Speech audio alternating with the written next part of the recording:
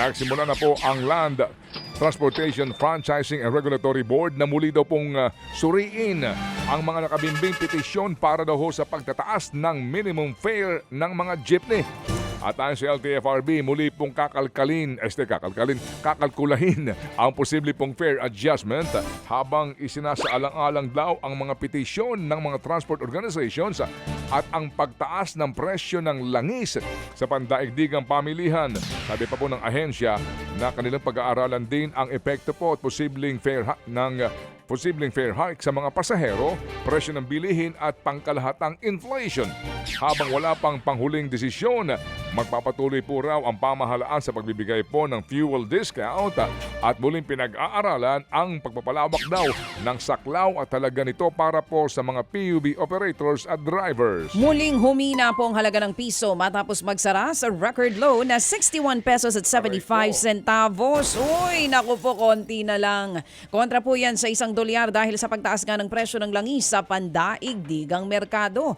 Ayon po sa mga ekonomista, nakaapekto po sa halaga ng piso ang patuloy na tensyon sa pagitan pa rin ng Amerika at ng Iran na nagtulak sa pagtaas ng presyo ng krudo. Nakadagdag din sa paghina ng lokal na salapi ang pagbagsak ng Philippine Stock Exchange Index at pag-iingat ng mga mamumuhunan. Ayon po sa mga analyst, mananatiling binabantayan ang galaw ng presyo ng langis, palitan ng salapi at mga susunod na hakbang ng US Federal Reserve dahil maaari itong makaapekto pa sa piso at sa ating ekonomiya. Eto na. Kaya mo baby girl, marapit nang bumalik yan sa $1 And sa $1. $1? $1 to 1. Ha? Kailan? Paano?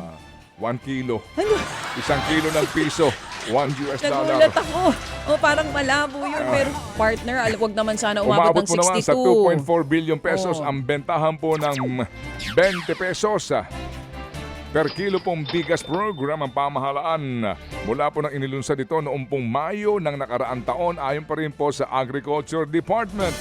Sinasabi po ng DA na higit na 12 million Pilipino po raw ang nakinabang sa programa habang lumampas pa sa 4.4 billion pesos ang kabuang benta ng mga kadiwa ng Pangulo Stores.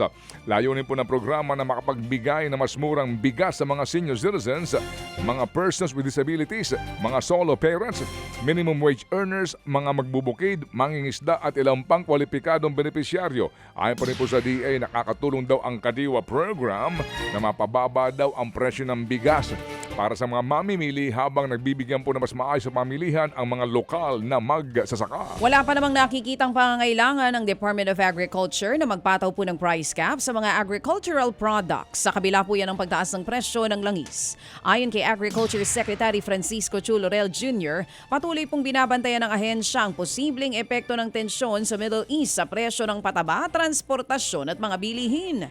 Sinabi ng DA na kasalukuyan ay nananatiling matatag ang presyo ng karamihan sa mga agricultural products bagamat bahagyang tumaas ang presyo ng manok.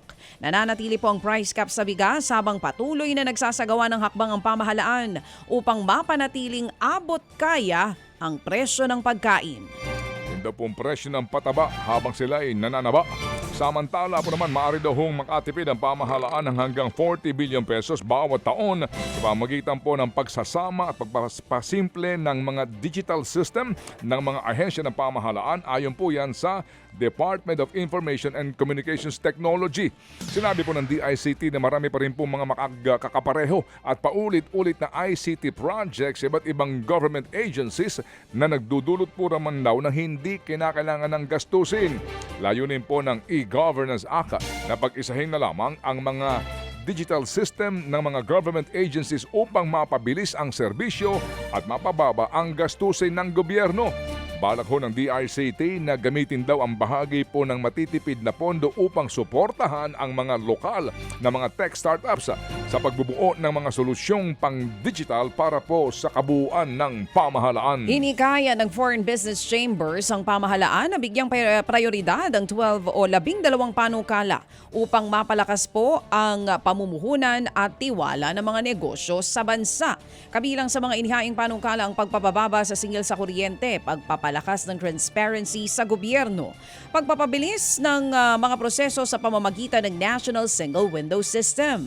Nanawagan din po mga negosyante para sa mas malawak na digitalization, pagpapatibay ng cybersecurity at paghahanda po ng bansa sa mas malaking paggamit ng AI o Artificial Intelligence. Inaasahan naman po ng mga foreign chamber na maisusulong ang mga panukalang ito sa mga susunod na hakbang ng pamahalaan upang mapalakas ang ekonomiya at makahikayat ng mas marami pang mamumuhunan. Mga kapatid, patuloy po kayong tumutok sa 105.9 True FM para sa totoong balita, impormasyon, music and entertainment. Mag-subscribe sa aming YouTube channel at podcast at sundan nyo kami sa Facebook, Instagram, X at TikTok sa True Network PH. Bisitahin din po ang aming official website, truefm.ph. At panoorin din kami sa True TV Signal, Channel 19. Kami po ang 105.9 True FM. Laging true sa'yo, kapatid.